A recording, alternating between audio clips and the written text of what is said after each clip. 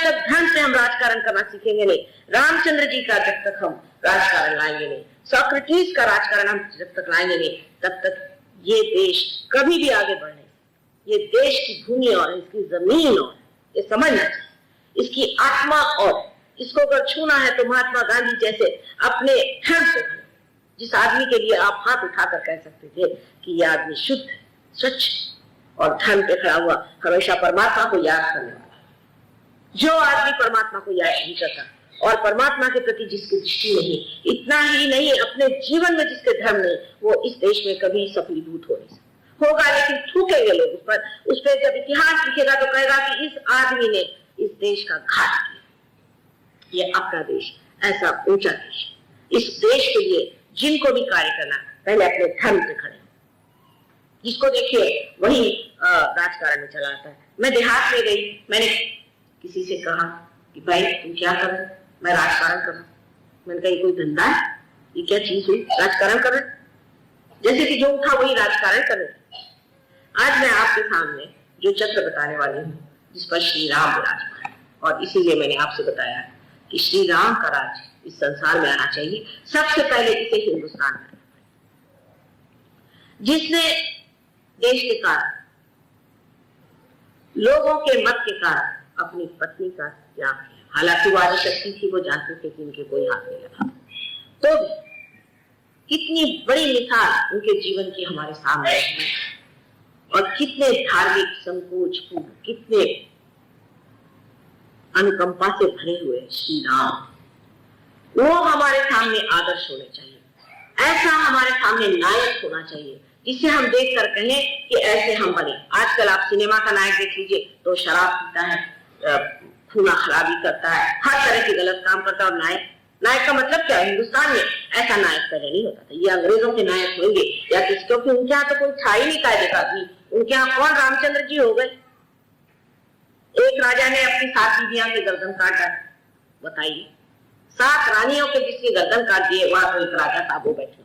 वहां किसी भी राजा का आप जीवन पढ़े तो इस कदर शराबी, कबाबी, दुनिया भर की उसमें गंदगी भरी हुई, और वो वहां का राजा है। और वहां तो भी ये कहना चाहिए होते हुए भी वहां लोग ये जानते हैं कि जब तक हम सही रास्ते से नहीं चलेंगे, राइटियसनेस से नहीं रहेंगे, हमारा राज्य चल नहीं सकता। हालांकि वैसी बात है नहीं, क्योंकि उनके बुनियाद में ही ये बात, हमारे बुनियाद में क्या, एक से शिवाजी जैसे, क्या महाराजा शिवाजी कैसे, उनका चरित्र कितने उज्ज्वल, माँ के भक्त थे, उनकी माँ कितनी तेजस्वी। एक एक को देखिए हमारे यहाँ कि हमारा इतिहास भरा पड़ा है राणा प्रताप। मैं भी आ रही थी लाजपत नगर यहाँ से, मैंने कहा लाला लाजपत राय क्या आदमी थे।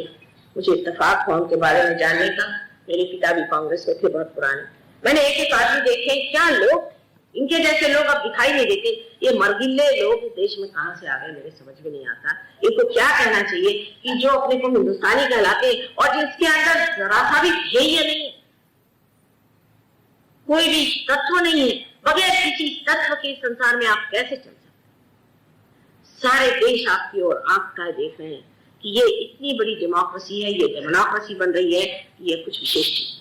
इसका एक ही इलाज है कि आप धर्म को प्राप्त, जब तक आपके देश में धर्म नहीं आएगा, आप चाहे दुनिया इधर से उधर कर दीजिए, ये देश आप शासन में नहीं ला सकते। यहाँ अराजकता आएगी, यहाँ अशासन। हमने अपनी इसमें देखा है, कभी भी हम देहात से जा रहे हैं, कहीं से जा रहे हैं, संतों के प्रति इतनी श्रद्धा हर एक जगह है, हर एक जगह। कोई मजाल नहीं कि कोई वहां पर अराजकता का काम। वो संतों की श्रद्धा, वो भक्ति का सागर जो है, उसे समेटना चाहिए। उस पर बुनियाद डाल करके जिस दिन हम अपनी देश की नई नींव डालेंगे, तभी हमारा देश असल में स्वतंत्र होगा। क्योंकि स्वतंत्रता, गांधी जी लड़े स्वतंत्रता के लिए। आज अगर वो जीवित होते तो वो कहते स्व का तंत्र खोजो, स्व का तंत्र ही सहयोग, स्व के बारे में जानना ही स्वतंत्रता है। ऐसा होना चाहिए और होगा भी, क्योंकि 14,000 वर्ष पूर्व नारी ग्रंथ में लिखा हुआ कि ऐसा होगा इस पर। और सारे दुनिया के देश यहाँ पर झुककर आएंगे और हमसे सीखेंगे कि धर्म क्या है और परमात्मा क्या है। ऐसा होना चाहिए। लेकिन आप लोग सब अपने पर विश्वास रखें, सहयोग में गहरे उतरिए, तभी ये कार्य हो सकता है। हृदय चक्र जो है उसमें 3 उसकी साइड्स है, एक तो लेफ्ट, एक राइट और एक बीच की। लेफ्ट साइड में श्री राम का स्थान है। श्री राम जो पिता तुम, जो कि बेनेवोलेंट किंग है, जो सोक्रेटिस ने बताया ऐसे राजा जिनको सिवाय लोगों के हित के और कुछ सोचता नहीं। हित कैसे होगा, लोगों का ठीक कैसे होगा, उनका भला कैसे होगा। उन्होंने जो कुछ किया इस संसार में सिर्फ एक विचार से कि मनुष्य का भला कैसा। नंगे पांव वन में गए, वहां की भूमि उनके चरणों से वाइब्रेट हो जाए। सारा नाटक खेला, दुखदाई लगा था, शरीर तो उनका था ही जो सहन करता था, लेकिन ये सारा नाटक उन्होंने खेला सिर्फ दिखाने के लिए कि एक आदर्श राजा कैसा होना चाहिए, एक आदर्श पिता कैसे होना चाहिए, एक आदर्श पुत्र कैसे होना चाहिए। ये आपका राइट हार्ट है।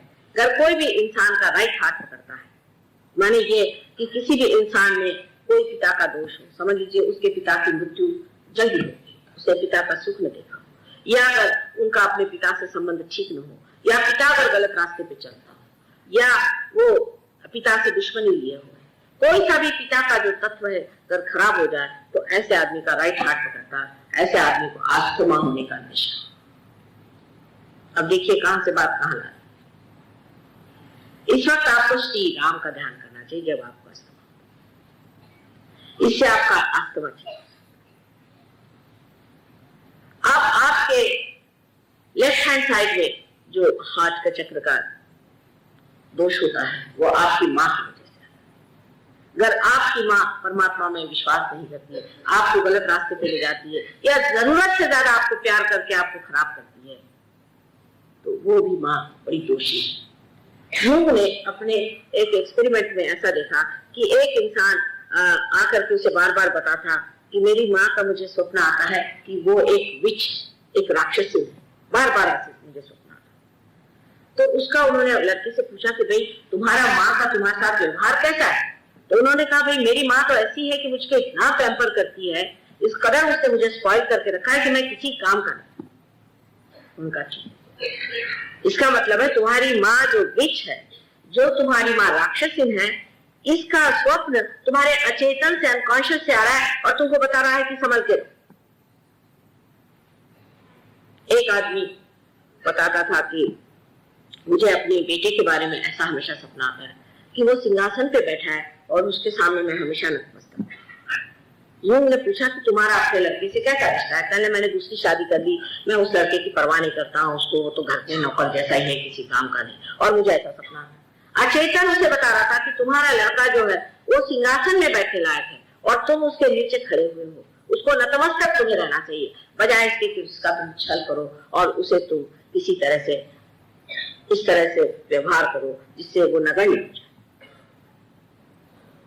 यही बात है कि माँ और बाप का बहुत बड़ा देना बच्चों को होता है। एक तो अपने देश में माँ बाप का इस कदर अपने बच्चों के प्रति स्वार्थ होता है, इतना ज्यादा स्वार्थ होता है कि आश्चर्य। इसी देश में पन्नाधाई जैसी औरतें हो गई, इसी देश में ऐसे लोग हो गए जिन्होंने अपने बच्चे देश के लिए कुर्बान कर दिए। हम खुद अपने बाप की बात कह सकते हैं कि जो हम लोगों को कुर्बान करने में एक क्षण भी न थे और उसमें बड़ा अपने को गर्व समझते। और ऐसे हमने अनेक इनके मित्रों को देखा और अनेक लोगों को देखा उस उम्र के जो अपने बच्चों से कहते हैं कि कुर्बान वो गया एक तरफ भगत सिंह का जमाना और आज ये आया है कि मेरा बेटा, मेरी बेटी, मेरा मेरा मेरा। यहाँ पर भी जो बता रहे थे बात सही है कि आकर के मेरा बाप ऐसा, मेरी माँ ऐसी, मेरा बेटा ऐसा, मेरा ये। दूसरा एक्सट्रीम है इंग्लैंड में जो मैंने आपसे कल बताया कि अपने बच्चों को ही मार डालते, काम सब। ये दो एक्सट्रीम के बीच में मनुष्य को रहना चाहिए। अपने बच्चों के प्रति भी आपका बड़ा भारी परम कर्तव्य है कि उनको खराब, उनको ये नहीं लगना चाहिए कि हमारे माँ बाप हमारे आदर्शों से छोड़ते। लड़के हैं सिगरेट पीते हैं बचपन से, उनको बुरी आदतें लगती हैं, इसका कारण उनके माँ बाप और कोई नहीं। अगर लड़के बिगड़ते हैं तो माँ बाप उसके कारण। माँ बाप अगर उनके साथ रहें, उनके साथ घूमे फिरे, उनसे दोस्ती करें, उनसे इज्जत से पेश आए तो बच्चे नहीं बिगड़ सकते। अब ये दोनों चक्र जो हमारे अंदर है और माँ के दोष से अनेक रोग आ सकते हैं। माँ के दोष से ऐसे ऐसे रोग आते हैं कि जिसका निवारण करते करते हम पगला जाते हैं। खासकर टीबी की बीमारी जो है ये माँ किसी को अगर टीबी की बीमारी है तो जिसकी माँ बचपन में मर गई हो या माँ का प्यार जिससे न मिला हो, जिस आदमी ने माँ को जाना नहीं, उसे टीबी की बीमारी हो। आप सोचिए इस देश में, इस महान देश में जहाँ की माँ की लोग पूजा करते हैं, वहां कितने लोगों को टीबी हो जाता है। इसका मतलब यह है कि माँ जो है बच्चों को खराब कर रही है, माँ उनको दोष लगा रही है, माँ उनसे बुरी तरह से पेश आ रही है।